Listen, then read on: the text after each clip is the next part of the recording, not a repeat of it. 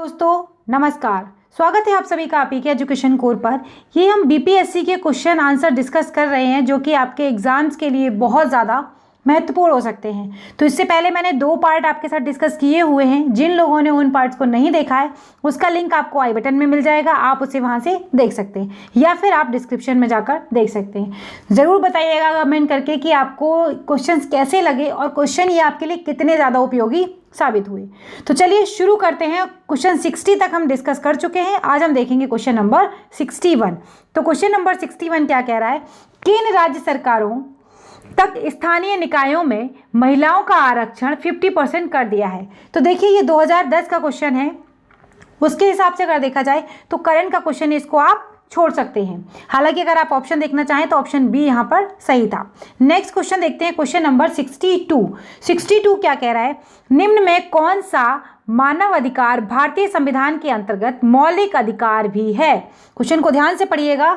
देखिए क्वेश्चन क्या कह रहा है, इसमें 4 ऑप्शन आपके सामने हैं, सूचना का अधिकार, काम का अधिकार, शिक्षा का अधिकार या फिर मकान का अधिकार। तो 62 का सही आंसर क्या हो जाएगा, ऑप्शन सी यहाँ पर सही आंसर है, शिक्षा का अधिकार।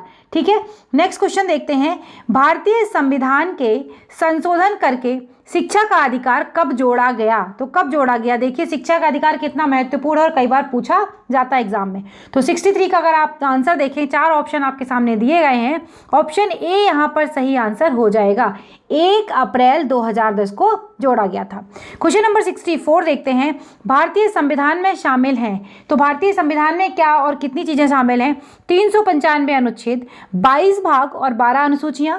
जिन लोगों ने मेरे साथ पॉलिटी पढ़ी है वो लोग इस क्वेश्चन को आंख बंद करके टिक कर देंगे, बहुत ही बार मैंने डिस्कस किया हुआ है। तो कौन सा ऑप्शन यहाँ पर सही आंसर हो जाएगा, ऑप्शन बी कह रहा है 371 आर्टिकल हैं, 21 भाग हैं, 11 अनुसूचियां हैं, 372 अनुच्छेद, 20 भाग, 7 अनुसूचियां, 381 अनुच्छेद, 23 भाग और 8 अनुसूचियां।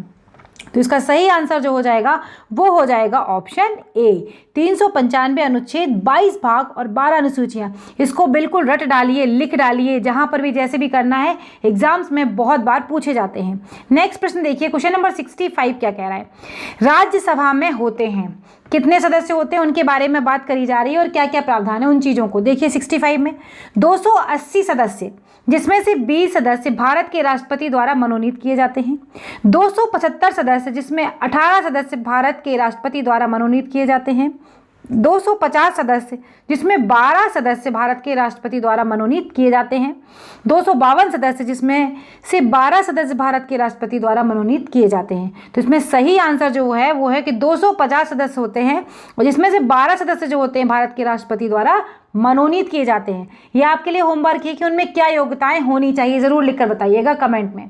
क्वेश्चन नंबर 66 देखते हैं, 66 क्या कह रहा है, लोक लेखा समिति अपनी रिपोर्ट प्रस्तुत करती है, किसे प्रस्तुत करती है, 66 का, नियंत्रक एवं महालेखा परीक्षक को, लोकसभा के स्पीकर को, संसदीय मामलों के मंत्री को या फिर भारत के राष्ट्रपति को। किसको अपनी रिपोर्ट जो है वो प्रस्तुत करती है, तो किसको करती है, ये करती है लोकसभा स्पीकर को। तो ऑप्शन बी यहाँ पर सही आंसर हो जाएगा।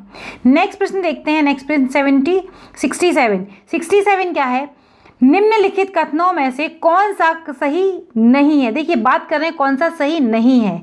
तो 67 के देखिए क्या क्या ऑप्शन है आपके पास, धन संपत्ति के मामले में राज्यसभा शक्तिहीन है, धन विधेयक की शुरुआत राज्यसभा में होती है, सही नहीं की बात करी जा रही है, लोकसभा द्वारा पारित किए जाने के बाद राज्यसभा को 14 दिनों के भीतर विधेयक को पारित करना होता है, राज्यसभा किसी धन विधेयक को पारित कर सकती है अथवा कतिपय सिफारिशों के साथ उसे लोकसभा को लौटा सकती है।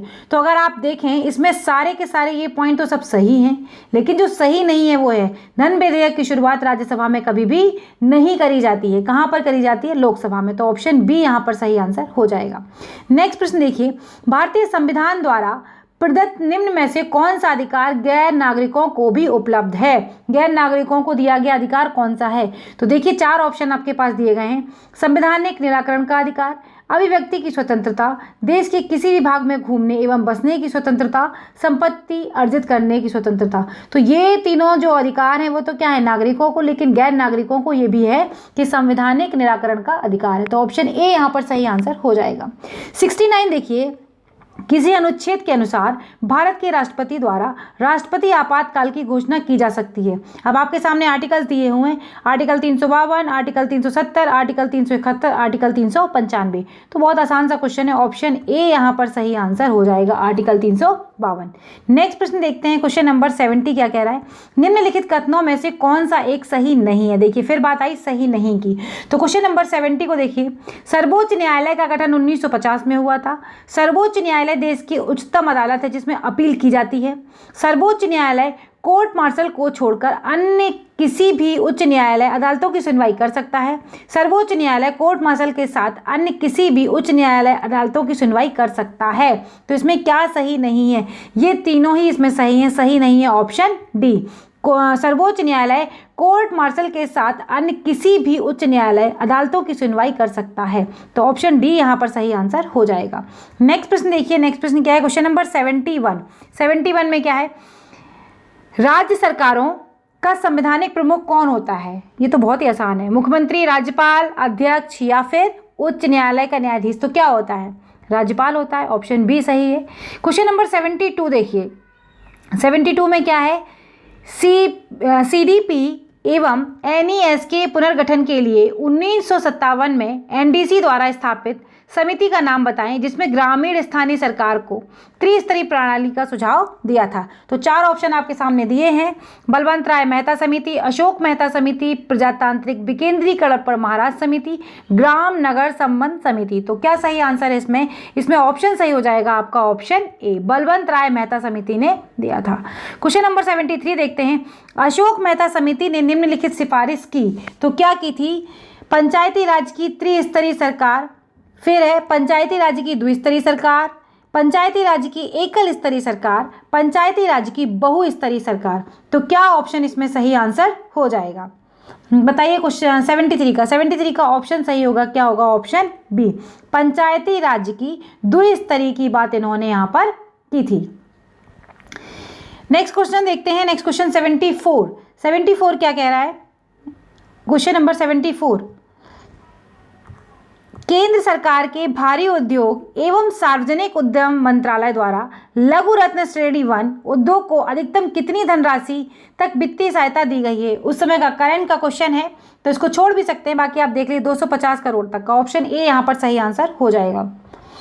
सॉरी, इसका आंसर सही होगा ऑप्शन डी, 500 करोड़ तक की बात करी गई थी, इसमें ऑप्शन डी यहाँ पर सही होगा। क्वेश्चन नंबर 75 देखते हैं, 75, प्रति व्यक्ति भारत में प्रति व्यक्ति ऊर्जा की खपत 1994 में थी। देखिए बात कब की पूछी गई है, 1994, 300 किलोग्राम तेल के बराबर, 360, 243 किलोग्राम तेल के बराबर, 343 किलोग्राम तेल के बराबर। तो ऑप्शन ए यहाँ पर सही आंसर हो जाएगा, क्या हो जाएगा, ऑप्शन ए। क्वेश्चन नंबर 76 देखिए, भारत में सर्वप्रथम तेल ऊर्जा संकट कब हुआ था।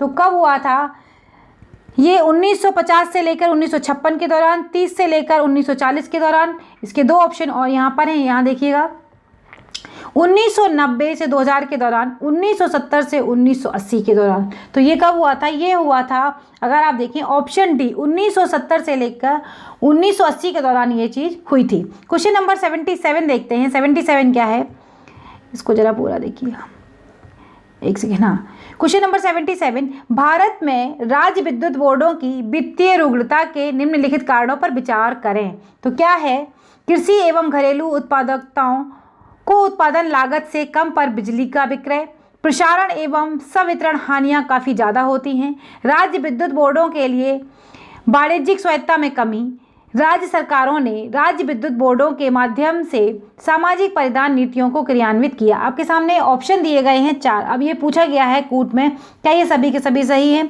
1 2 3 4 चारों ऑप्शन बी सही पूछ रहा है, ऑप्शन ए 1 2 3 या ऑप्शन सी 1 3 4 या फिर 2 3 4। तो अगर देखा जाए क्वेश्चन नंबर 77 का ऑप्शन जो होगा बी ऑप्शन सही हो जाएगा, सभी के सभी यहाँ पर सही है, ऑप्शन बी। नेक्स्ट प्रश्न देखते हैं, क्वेश्चन नंबर 78। क्वेश्चन नंबर 78 है, भारत में किस तरह की अर्थव्यवस्था है। तो बताइए किस तरह की अर्थव्यवस्था है, समाजवादी, गांधीवादी, मिश्रित या फिर स्वतंत्र। हम जानते हैं मिश्रित व्यवस्था है यहाँ पर, ठीक है, मिश्रित अर्थव्यवस्था।